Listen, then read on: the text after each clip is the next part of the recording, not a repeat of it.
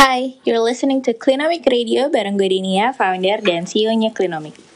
Hai Andrew, makasih banget nih udah mau bergabung di Clinomic Radio. Dan hari ini gue pengen ngebahas satu topik yang sebenarnya menarik banget dan gak pernah dibahas. Dan kayaknya tapi penting juga untuk dibahas karena sebenarnya ini menyangkut ke masa depan generasi kita di masa yang akan datang ya Andrew. Jadi kita mau ngebahas banget nih sekarang hari ini tentang sampah antariksa. Nah baru-baru ini kan aku sempat ngelihat pemberitaan di media bahwa ada sebuah objek jatuh dari antariksa di Teluk Keramat, Kota Waringin Barat, Kalimantan Tengah. Dan ternyata itu adalah bagian dari satelit navigasinya dari negara China.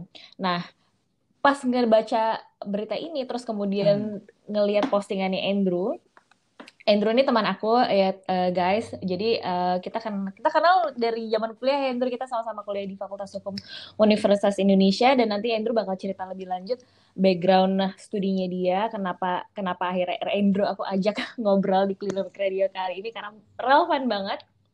Dan Andrew posting waktu itu di Instagramnya tentang sampah antariksa. Makanya ini pas banget topiknya dan aku pengen ngajak Andrew untuk bahas lebih lanjut. Nah, Andrew, boleh nggak lo cerita dulu nih latar belakang lo, apa sih yang lo pelajarin di selama masa kuliah? Karena kayaknya beda banget ya sama apa yang gue pelajarin. Coba. Kenalan dulu nih sama teman-teman yang belum kenal sama Andrew. Oke. Thank you, Dan. Ya, buat teman-teman, kenalin nama gue Andrew Rehan Saladin, biasa dipanggil Andrew. Dulu memang satu kampus S1 di FHUI sama Denia. Kita sama-sama belajar hukum, cuman memang jurusannya beda ya, Dan ya. Iya. Ya mungkin untuk informasi aja bahwa kan memang Fakultas Hukum itu kan jurusannya ada macam-macam. Ada hukum ekonomi, ada hukum perdata, ada hukum pidana gitu. Nah kebetulan gue ini ngambilnya dulu jurusannya adalah hukum internasional gitu. Nah hukum internasional itu kan sebenarnya tetap masih luas ya. Itu dibagi lagi di beberapa cabang. Ada hukum laut gitu. Ada hukum diplomatik. Nah ada namanya satu konsentrasi namanya hukum udara dan angkasa.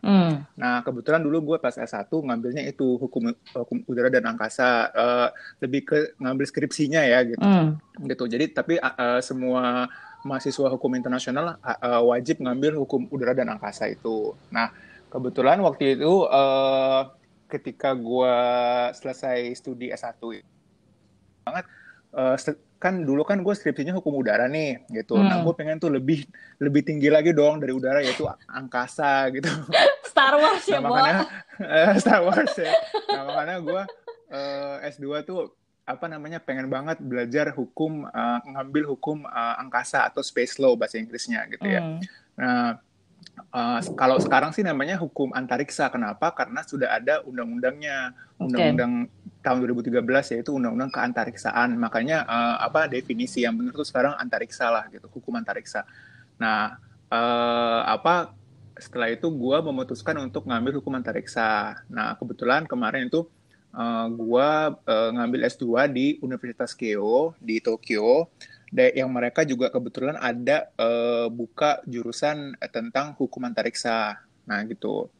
Nah di kuliah S2 itu gue memang banyak banget tuh ngambil mata kuliah khususan ya dari hukum antariksa itu. Nah hukum antariksa itu juga sebenarnya dibagi-bagi lagi tuh kekhususannya. Ada hukum antariksa publik, ada perdata gitu, jadi hukum tuh memang luas banget ya Den ya. Kan mungkin di hukum antariksa sendiri tuh dibagi-bagi lagi gitu. Nah kebetulan itu gue lebih memfokuskan kan ada pembimbing akademis juga di situ gitu. Kebetulan ada isu yang menurut gue tuh sangat menarik gitu. Sangat menarik dan nggak begitu banyak dibahas juga di Indonesia gitu, yaitu tentang sampah antariksa gitu.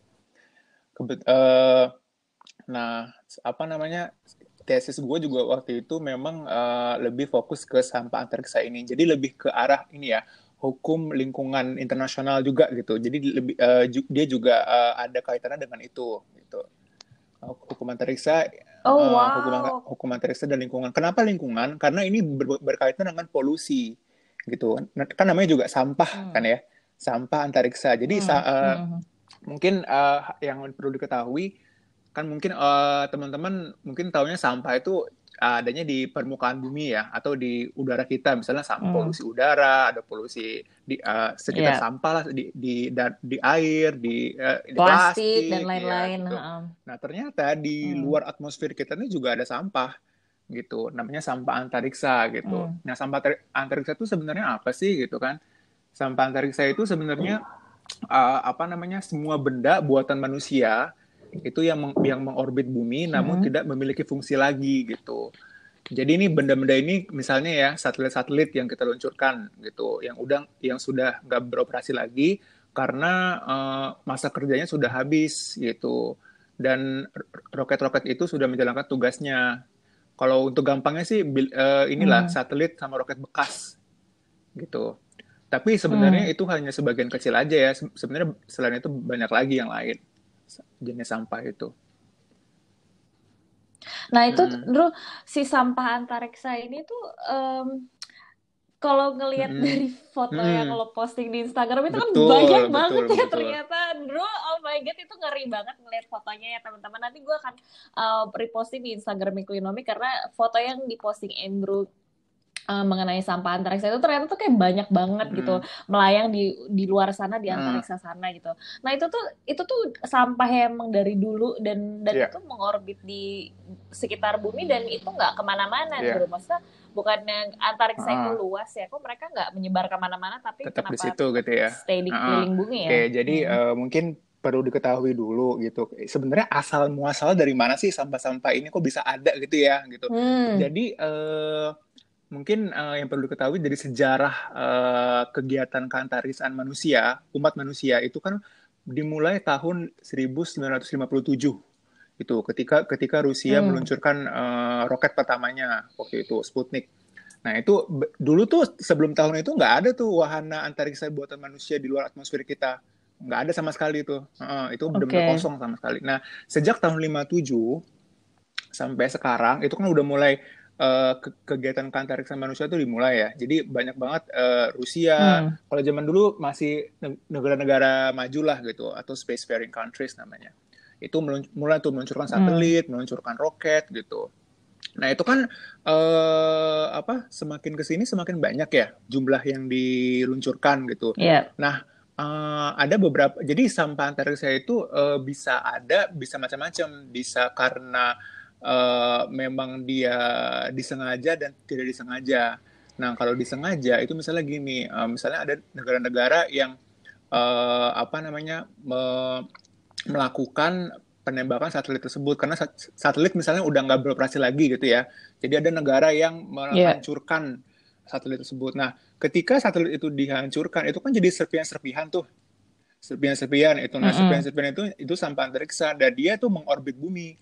Nah, karena kan kalau bumi itu kan ada atmosfer ya sama gravitasi. Jadi hmm, sampah-sampah itu mengelilingi bumi di orbit tersebut dan kemudian tetap ada di orbitnya. Jadi mereka nggak keluar dari orbitnya lah gitu. Susah dari tetap stay di situ. Makanya tadi lo tanya kan, kok kenapa sih nggak bisa keluar ke misalnya ke eh, apa namanya space yang di luar orbitnya gitu. Itu karena udah hmm. terpatri di situ gitu. Nah, selain itu juga ada karena sampah itu karena ini dia tuh tertubruk sama sampah lain. Misalnya nih ada kayak fragmen gitu ya, fragmen roket yang udah nggak pakai gitu, atau sama bekas satelit itu misalnya nubruk gitu ya, tertabrak. Nah, itu kan dia Hmm. hancur tuh. Nah, hancur itu dia tuh ini menyebabkan serpihan-serpihan lagi gitu. Nah, itu namanya Kessler syndrome. Nah, Kessler syndrome itu adalah jumlah yang semakin meningkat gitu dengan bertuburkan, dengan yang saling bertuburkannya wahana antariksa di atas itu. Gitu. Jadi makanya jumlahnya semakin sampai sekarang tuh semakin meningkat dia. Sekarang itu kategori sampah antariksa itu dibagi-bagi. Ada yang misalnya gini, 1 sampai 10 cm misalnya ya. Terus dia Hmm. benda-benda berukuran ya misalnya 10 cm ke atas, itu yang gedenya tuh segede bus kota gitu. Itu Itu kan Waduh. satelit besar-besar kan, roket gitu kan ya. Itu jumlahnya ada sekitar 30 ribuan lah. Nah, yang paling mengkhawatirkan itu sebenarnya ini yang berukuran 1 mm hingga 1 cm. Itu jumlahnya ada 128 juta keping. Nah, itu kenapa bahaya? Kenapa? Karena nggak bisa dilacak kalau itu, terlalu kecil.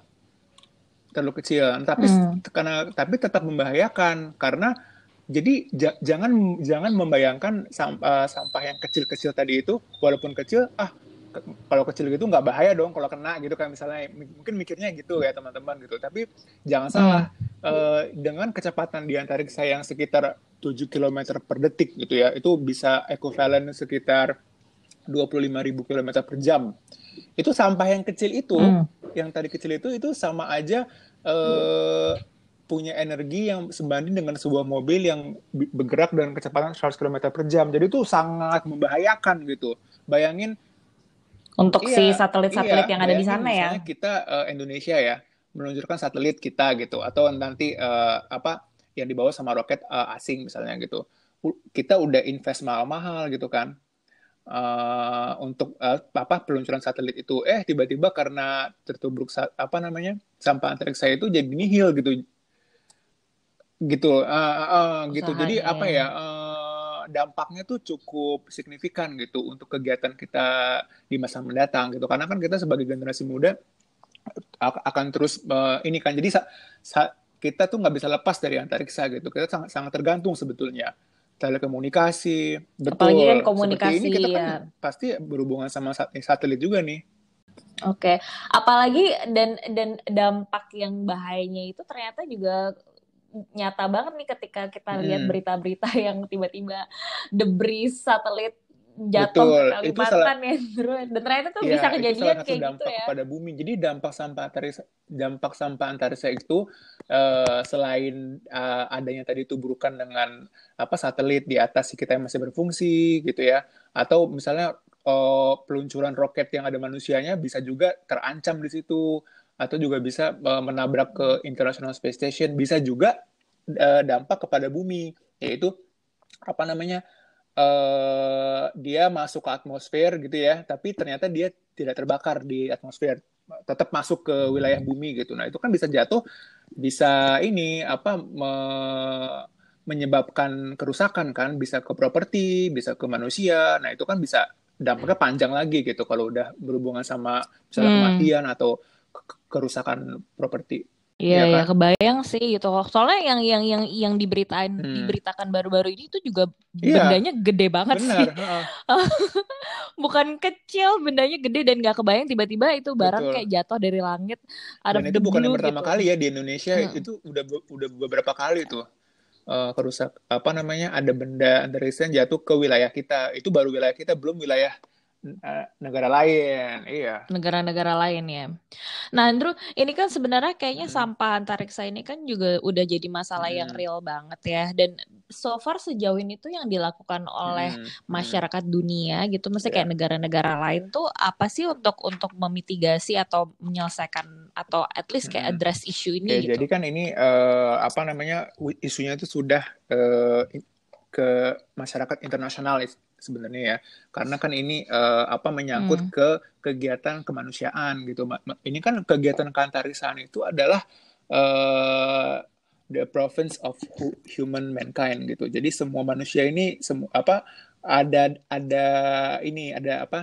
kaitannya gitu. Nah, makanya kalau di lingkungan internasional itu ada namanya PBB. Jadi ada PBB, badan PBB yang berkaitan langsung dengan hukum antariksa, namanya UNCOPUOS. Itu United Nations Committee on Peaceful Uses of Outer Space. Nah, itu dia membuat suatu pedoman untuk memitigasi sampah antariksa ini gitu. Jadi saat ini memang sudah ada nih Space Debris Mitigation Guideline namanya. Nah, guideline ini adalah pedoman bagi setiap negara yang ingin meluncurkan wahana antariksanya ke luar angkasa gitu. Jadi gimana caranya supaya peluncuran wahana antariksa itu tidak menyebabkan adanya sampah antariksa. Misalnya ya, satelitnya itu dilengkapi dengan alat yang bisa mengorbit sendiri ke jatuh ke bumi langsung terus terbakar misalnya gitu. Terus ada juga misalnya meminimalisir potensi fragmen itu dia tetap mengorbit di orbitnya, jadi bisa dibawa ke orbit lain yang tidak begitu bisa membahayakan, bisa jatuh ke bumi gitu. Sebenarnya itu sih ada jadi beberapa pedoman atau guideline bagi negara-negara untuk supaya sampah antariksa ini bisa direduksi gitu. Cuman memang sifatnya masih guideline ya. Belum berkekuatan hukum yang lebih kuat gitu. Kayak jadi hukum antariksa ini sebenarnya ada 4 treaty yang udah cukup kuat. Namanya Outer Space Treaty, ada Registration Convention, ada Liability Convention. Nah, tapi untuk sampah antariksa ini memang sayangnya masih bersifat pedoman. Namun paling tidak saat ini sudah ada pedoman tersebut gitu. Jadi makanya sekarang sedang sangat digalakkan nih, gimana caranya supaya sampah antariksa ini mendapat dukungan dari PBB agar berkekuatan hukum yang lebih tetap gitu, supaya negara-negara itu tetap tunduk gitu. Karena masih ada beberapa negara yang mereka malah tidak melakukan hal yang ada di pedoman tersebut, jadi makanya malah menambah sampah antariksa itu. I see. Oke, jadi mungkin berarti sebenarnya kalau dari kita sendiri nih, kayak kita kan, gue tuh kalau misalnya ngebahas atau bikin konten tentang Clinomic tuh Drew, gue selalu kayak mencari tahu kira-kira tuh kayak apa sih yang bisa kita lakukan sebagai seorang individu untuk mengatasi masalah-masalah lingkungan yang ada di sekitar kita gitu. Nah, lo ada nggak kebayang kalau misalnya terkait dengan sampah antariksa ini, apa sih sebenarnya yang teman-teman atau netizen nih bisa lakukan untuk bisa membantu mengatasi masalah ini gitu? Mungkin satu yang bisa gue bayangin adalah kita sebagai masyarakat Indonesia harus sama-sama untuk memonitor dan mengawasi pemerintah. Kalau pemerintah kita itu mau meluncurkan satelit gitu misalnya, agar tunduk pada guidelines tersebut dan memperhatikan juga ya isu-isu tentang sampah antariksa ini. Selain itu ada lagi nggak kira-kira Andrew, atau menurut lo gimana? Mungkin sekarang sih memang yang paling penting itu adalah awareness dulu ya, bahwa teman-teman ini aware bahwa ada loh eksistensi sampah antariksa itu ternyata sangat membahayakan bagi keberlangsungan kegiatan keantariksaan kita. Tapi kan mungkin teman-teman aware juga nih, kedepannya kan pasti kegiatan keantariksaan itu semakin banyak ya. Kita meluncurkan satelit, bahkan ada rencana nih Indonesia membangun ini bandar antariksa, spaceport di Indonesia Timur gitu. Nah itu kalau kita udah bikin itu ya jumlah kegiatan keantariksaan kita akan semakin meningkat kan di situ. Nah itu yang kita harus jaga. Nah gimana caranya? Nah kita tuh untuk menjaga itu mungkin tadi benar yang lo sebutkan, Din. Mungkin kita bisa memonitor pemerintah supaya bisa tetap tunduk kepada pedoman-pedoman yang sudah ada dibuat sama PBB gitu ya. Cuman memang kalau misalnya untuk kita ini teman-teman netizen anak muda gitu, sekarang memang ada sih beberapa organisasi yang sifatnya itu memang bukan yang scientific gitu ya, lebih ke civic society gitu. Namanya Space Generation Advisory Council. Nah itu biasanya tuh ini lebih buat ke anak muda, dari mulai umur 17 sampai 37 kalau nggak salah deh. Nah itu mereka berkecimpung di situ, mengadvocate kepentingan kita, suara-suara kita gitu. Di situ banyak tuh kayak event-event atau kayak semacam webinar gitu mereka buat untuk menyuluhkan ke banyak pihak, ke masyarakat bahwa memang penting nih isu sampah antariksa ini. Gimana caranya supaya uh, apa pedoman yang sudah ada ini bisa ditingkatkan kembali gitu. Jadi biasanya tuh kita bisa menyuarakan pendapat kita di situ gitu. Paling itu sih yang bisa kita cek channel yang bisa kita gunakan gitu. Kalau untuk sampah, karena kan sampah antariksa ini kan gimana ya, kita mikir itu kan di atas sana, gimana caranya kita bisa kalau sampah di lingkungan kita bisa plastik nih, kita gerakan tidak menggunakan beach clean up gitu misalnya, kita bilang ke orang-orang, ayo gunakan plastik yang gunakan kantong pakai ulang. Kalau sampah antariksa gimana? Mesti kita ujuk-ujuk kita bilang ke NASA misalnya gitu ya, atau kemana? Bapak Ibu tolong ya dijaga. nggak mungkin gitu kan. Jadi kalau untuk anak muda menurut gue sih gitu. Jadi ada channel untuk mengadvokasi gitu. Paling tidak kita tuh lebih aktif ya. Aktif karena kalau menurut gue partisipasi anak muda Indonesia masih kurang di situ. Apa tadi namanya Andrew? Space Generation Council Advisory Council itu jadi kayak badan di bawah tadi di bawah United Nations Committee on Peaceful Uses of Outer Space. Jadi itu untuk anak mudanya gitu. Jadi kan anak muda itu kan dipandang banyak ide gitu ya, banyak ide gagasan yang bisa mendukung kebijakan-kebijakan yang bisa diterapkan oleh mereka gitu. Jadi makanya ini banyak nih kayak think tank-nya di situ.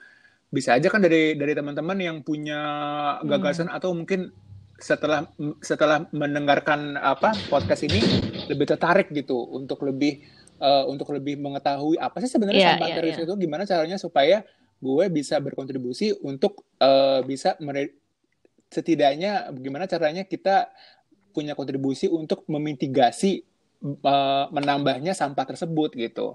Iya. Thank you banget ya Andrew. Kayak ini keren banget. Maksudnya kayak buat teman-teman, Andrew tuh emang one of my special friends karena kayak kalau kalian dengerin ceritanya dia, kayak ketertarikan Andrew tuh niche banget kan, kayak benar-benar spesifik tentang antariksa, and he actually learn all the way to Tokyo to Japan to learn about all this. Dan Andrew juga bisa ini intermezzo dikit, Andrew juga bisa berbagai macam bahasa ya Andrew. Jadi mudah-mudahan ceritanya Andrew ini bisa bermanfaat buat kalian dan bisa membuat atau memicu ketertarikan kalian terhadap isu sampah antariksa, karena ternyata sampah itu nggak cuma ada di bumi tapi juga ada di antariksa. And there's so many things to be learned ya Andrew ya, maksudnya kayak banyak banget yang bisa kita pelajarin dan banyak banget hal yang menarik di luar sana, dan ternyata kontribusi kita untuk melakukan sesuatu even terkait isu yang ada di sampah antariksa pun sebenarnya ada channelnya gitu kalau misalnya kita cari tahu lebih lanjut gitu. Oke, Andrew, thank you so much for sharing. Siap. Kita ngobrol-ngobrol lagi ya. Thank you.